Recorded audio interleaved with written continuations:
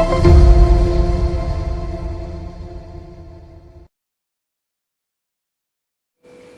friends, welcome to Annam's Recipes.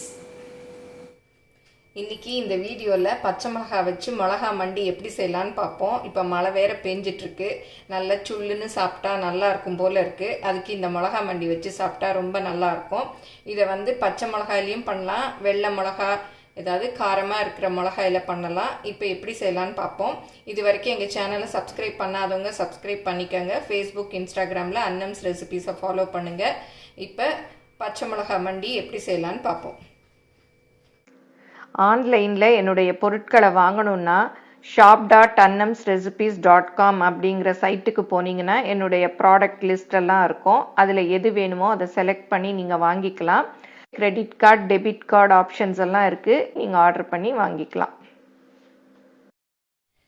இப்போ பச்சை மிளகாய் மண்டிக்கு தேவையான பொருள் என்னென்னு பார்த்துக்கலாம். ஒரு 15 பச்சை மிளகாய் எடுத்திருக்கேன், 1 கப்பு சின்ன வெங்காயம் எடுத்திருக்கேன். இது முழுசாக இருக்குது, இதை பாதி பாதியாக கட் பண்ணிக்கணும். அப்புறம் ஒரு 20 பல் பூண்டு, இதையும் இந்த வெங்காயம் மாதிரியே பாதியாக கட் பண்ணிக்கணும். அப்புறம் கொஞ்சம் கருவேப்பிலை தாளிக்க. அப்புறம் வந்து தாளிக்கிறதுக்கு கடுகு, உளுத்தம்பருப்பு, வெந்தயம், கொஞ்சமாக பெருங்காயம் ஒரு 1/4 டீஸ்பூன் அளவு. அப்புறம் புளி ஒரு நெல்லிக்காய் அளவு ஊற வச்சுருக்கேன். அப்புறம் அரிசி களைஞ்ச மண்டி அது வச்சுருக்கேன். அது திக்காக இருந்தால் வச்சுக்கலாம், திக்காக இல்லைன்னா 1 ஸ்பூன் அரிசி மாவு போட்டு கலக்கி ஊற்றிக்கலாம், அவ்வளோதான். இப்போ இதெல்லாமும் நம்ம கட் பண்ணிக்கலாம். இப்போ பச்சை மிளகாயெல்லாம் சின்ன சின்னதாக கட் பண்ணிக்கலாம். அப்போ தான் வந்து அந்த காரமெல்லாம் மண்டியில் இறங்கும். அதுவும் இந்த மழை காலத்துலலாம் இந்த மண்டி வச்சு சாப்பிட்டோம்னா சூப்பராக இருக்கும். தயிர் சாப்பிட்டுக்கும் நல்லாயிருக்கும், சாதத்தில் போட்டு பிசைஞ்சும் சாப்பிட்லாம்.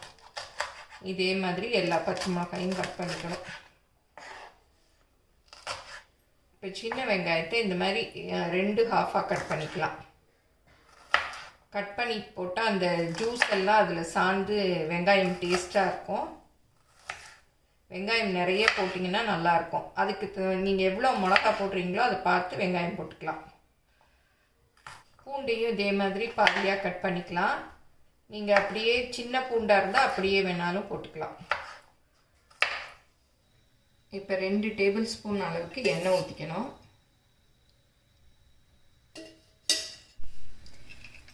இது கல்சட்டிங்கிறதுனால எண்ணெய் வந்து கொஞ்சம் ஸ்லோவாக தான் சூடாகும். ஏன்னா அடுப்பை குறைச்சி வச்சு தான் சமைக்கணும்.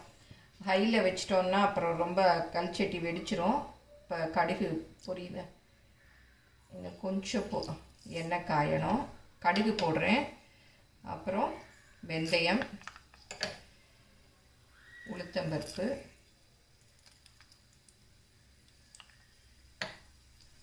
பெருங்காயம்.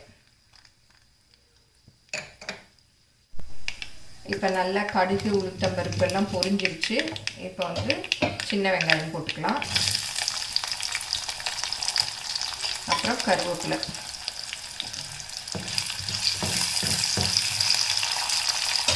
இந்த பூண்டையும் போட்டுக்கலாம்.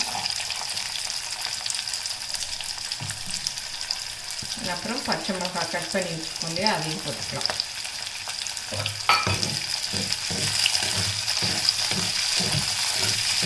எங்கள் ஊரில் எல்லாம் இந்த பச்சை மிளகாய்க்கு பதிலாக வெள்ளை மிளகாய் கூட போடுவாங்க. ஏன்னா வெள்ளை மிளகாயும் நல்லா காரமாக நல்லா இருக்கும். அது போட்டும் இந்த மிளகா மண்டி பண்ணுவாங்க. இப்போ மிளகா, வெங்காயம், பூண்டு எல்லாம் நல்லா வதங்கிடுச்சு. இந்த மண்டிக்கு தேவையான உப்பு போட்டுக்கலாம். அப்புறம் புளி வந்து நெல்லிக்காய் சைஸுக்கு ஊற வச்சு கரைச்சி வச்சுருக்கேன், அந்த தண்ணியும் ஊற்றிக்கலாம்.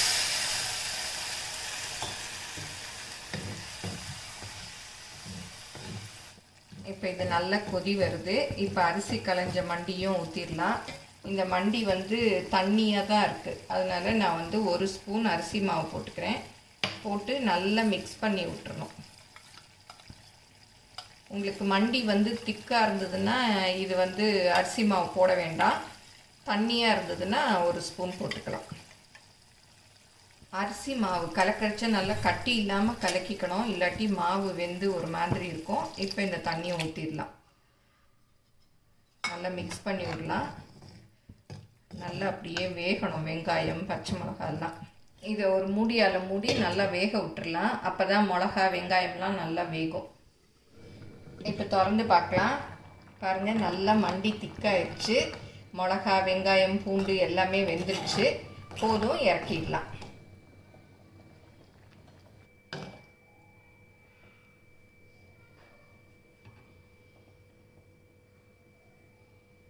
நீங்கள் என்னுடைய பொருட்களை வாங்கணுன்னா கீழே வர்ற வாட்ஸ்அப் நம்பரில் ஒரு ஹாய் போட்டிங்கன்னா எல்லா டீட்டெயில்ஸும் வரும்.